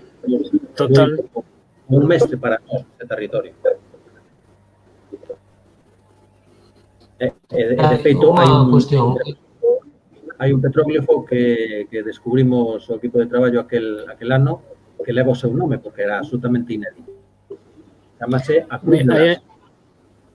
Aí hai unha pregunta sobre os depósitos de agua. Pois está moi interesante porque hai unha na parte sur-leste, non? Hai un depósito de agua, sí, o que pasa é que está moi alterado para, logo se ampliou, quero decir, para regar os prados da contorna, pero sí que había ali un alxibe, ou todo indica que hai un alxibe. Esa é outra das zonas moi interesantes para excavar no futuro. Esa pregunta é moi interesante, Carlos. Pero sí que vai. Moi interesante, hai unha estrutura, pero tamén enigmática para nós, porque non sabemos que pinta aí, sabemos que é unha enorme poza de auga e pouco máis, a verdade.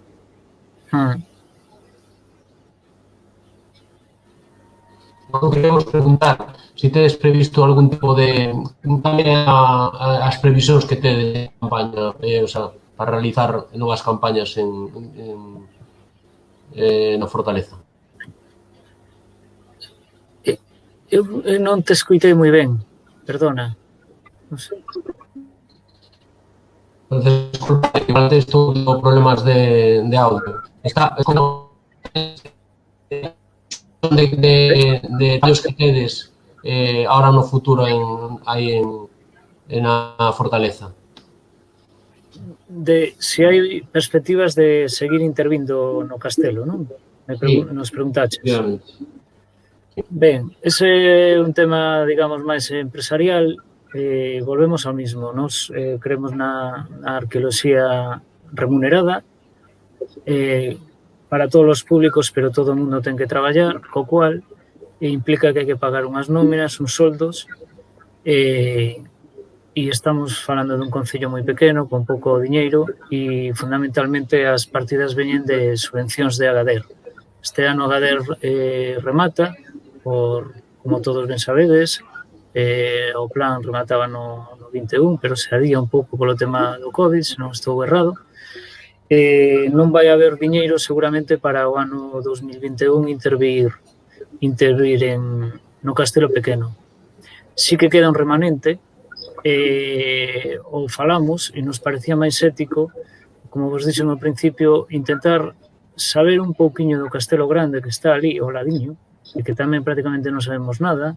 Insisto, hai bastante material en superficie de cronoloxía medieval, un petróglifo, e cantan, bueno, uns abrigos, que por que non podrían ser neolíticos, e canto nos quedará por saber. Entón, nos parecía máis ético intentar intervir no Castelo Grande en unha zona moi concreta que no Castelo Pequeno, porque por ese diñeiro pues, era xogar os barcos. E coa dificultade que temos, íbamos a escavar un pouco na muralla para quitar un pouco. Non somos unha empresa que nos caractericemos por quitar muro. Entón, pues non sei no futuro, ou se pode haber outro tipo de axudas, pues, tanto da Xunta, Diputación. Esa eu creo que era unha moi boa pregunta para a Dirección Xeral de Patrimonio. Sí. Se contar. Non sei se me oiches ti a min ben. Sí, perfectamente. E a resposta é sin contestar. Sin contestar. Bueno. É que escoitaseche bastante regular solo, escoito. A ver si...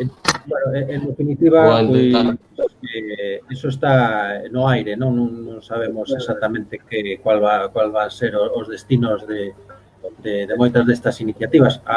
O que sí podemos dicir é que a nosa vontade é seguir traballando ali, sempre que poidamos, non? Bueno, eso é o único que podemos dicir, pero a verdad que non temos moita capacidade de control sobre o que vai pasar, non? Con este tipo de decisión.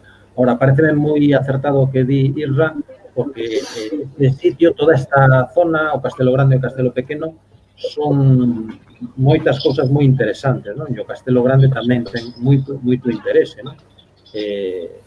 Bueno, aparte desto, prácticamente non sabemos máis. Hai un comentario que abaixo de Ismael que di que ademais estes petróleos teñen para nós, sí, son bastante característicos. Acóplase algún mito por aí, é bastante molesto. Digo que os petros que aparecen por aí, por exemplo, o Menino de Pedra, que non puxemos ninguna imaxe del, deixámoslo para outra ocasión, pois non está exactamente dentro deste sitio, está nas súas inmediacións, é moi parecido, por exemplo, a algún que hai contra a parte de Laza, de onde é precisamente Nieves Amal, non? E outros petróglifos, pois son este tipo de petróglifos consistentes en buratos nas rochas, non? Chamémosles ferradas, coviñas, ou como lle queramos chamar, non? Sí, son parecidos a moitos dos que hai polo sur e polo sueste de Galicia. Un deles, insisto, está dentro do propio recinto. Que localizou Eduardo Velázquez? Efectivamente, don Eduardo, por favor.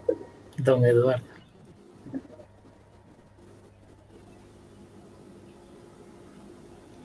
No, toda esa parte, si nos referimos ao paramento que se ve, que, bueno, aí nas imaxes non se ve moi claramente que sexa paramento, é pedra, é muralla en pedra. É muralla en pedra. E logo, sí, exactamente. E logo, as partes... Pedra seca. En pedra seca, efectivamente. E logo, hai outras partes por debaixo que están feitas en terra, vamos a decir. Son noiros de pedra e terra. Pero sí, é muralla. Aparte, ese oito que fai na parte superior, todo eso é unha muralla en pedra seca. Entre 3 metros e pico e 5 metros e algo de ancho.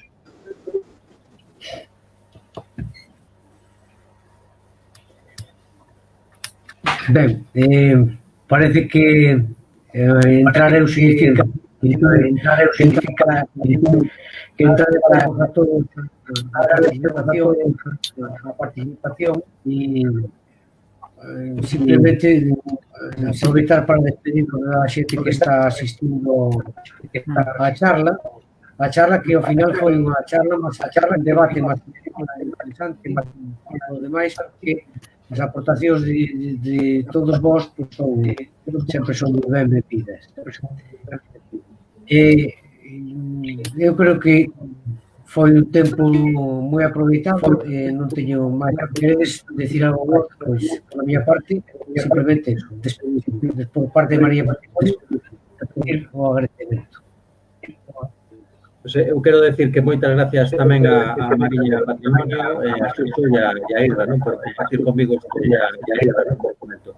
Grazas a todas as persoas que vistes esta emisión, pensai por vos mesmos, sacad as vosas conclusións, visitai, por favor, as páxinas que indiquei, porque aí tenedes máis información e máis pormenorizada. Estar atentos á Memoria de Intervención 2020. A Memoria de Intervención 2020. Bueno, quero vos dar as grazas a todos, sobre todos os ointes. A ver se para decembro dou rematar a memoria e será presentada ali no Concello de Mezquita. Posto vamos a facer un acto para socializar, explicar todo ali o que aprendimos, as dúbidas que seguimos tendo e aprender sobre todo a veciñanza, sobre todo a ver se nos vemos ali. Gracias, nos vemos ali.